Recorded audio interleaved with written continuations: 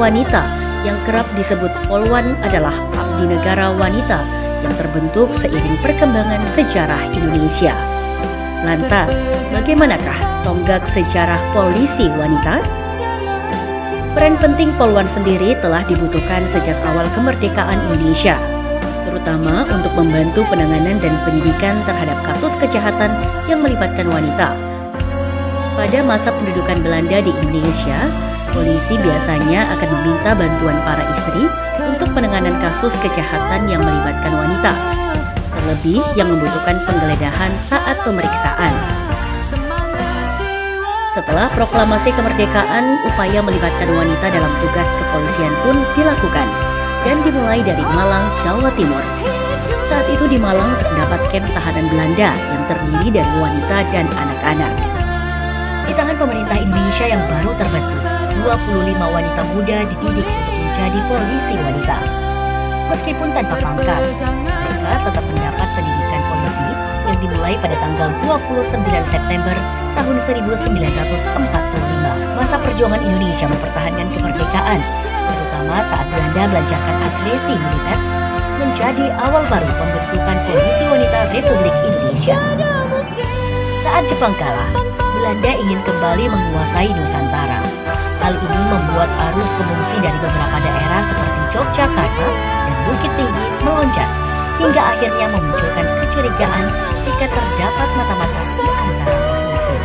Kecanggungan yang timbul saat para polisi pria harus memeriksa tubuh pengungsi wanita membuat Kepala Jawatan Kepolisian Sumatera memohon kepada Kepala Kepolisian Negara di Yogyakarta untuk menyelenggarakan pendidikan polisi wanita di Bukit Tinggi. Permohonan itu pun dikabulkan. Cabang Jawatan Kepolisian Negara untuk Sumatera yang berkedudukan di Sumatera Barat mendapat 6 calon dari 9 pendaftar. Sejarah kehadiran Polwan dimulai dari Mariana Mufti, Nelly Pauna Situmorang, Rosmalina Pramono, Dahlier Sokoco, Jasmaina Rusen, dan Roslania Taher. Dari sebelumnya berprofesi sebagai guru, pegawai, bidan, dan pamong praja, hingga akhirnya mengawali perjuangan polisi wanita di Indonesia setelah resmi diterima sebagai Angkatan Sekolah Inspektur Polisi atau Sekolah Polisi Negara di Bukit Tinggi pada tanggal 1 September 1948. Itulah mengapa 1 September kemudian ditetapkan sebagai hari jadi Polwan. Meskipun menghadapi berbagai tantangan, kehadiran Polwan membawa citra tersendiri bagi kepolisian Indonesia dan seluruh jawatannya, tak terkecuali Polwan Polres Luwu Utara Polda Sulawesi Selatan tak hanya memelihara keamanan, ketertiban, dan penegakan hukum, khususnya kejahatan wanita, anak-anak, dan remaja, serta melindungi dan mengayomi masyarakat. Namun, para Serikandi Bayangkara Polres Luwu Utara ini juga senantiasa sigap dalam melaksanakan tugas di lapangan, mulai dari berpatroli hingga pengamanan aksi demonstrasi.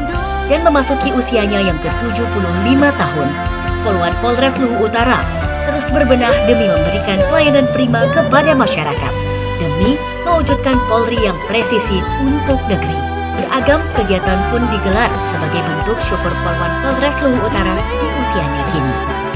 Di antaranya, kegiatan donor darah, Polwan Goes to School, sekaligus sosialisasi hukum terkait kasus bullying di kalangan pelajar, bakti religi dengan melakukan pembersihan di kawasan rumah ibadah, curhat bersama Polwan Polres Luwu Utara dan masyarakat, olahraga bersama, pemberian bantuan sosial kepada masyarakat prasejahtera, dan pembagian buku bagi siswa sekolah dasar untuk meningkatkan minat dan daya literasi kepada siswa. Sosok wanita yang halus hingga tegas menempatkan polisi wanita tidak hanya sekedar wanita berseragam, namun juga abdi negara yang tetap wajib memenuhi kewajibannya dalam keluarga, baik sebagai seorang ibu maupun istri. Tak mudah, namun ketulusan, keikhlasan, dan kesabaran dalam menjalankan tugas dan tanggung jawab menjadikan polisi wanita sebagai pelita Bayangkara.